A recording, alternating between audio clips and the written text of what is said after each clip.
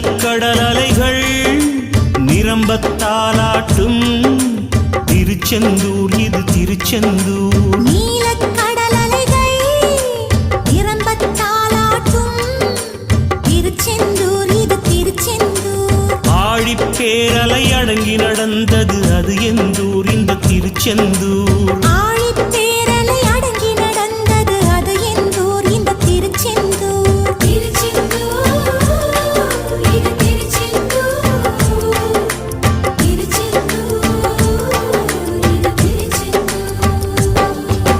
நீலக்கடல் அலைகள் நிரம்பத்தாலாட்டும் திருச்செந்தூர் இது திருச்செந்தூர்.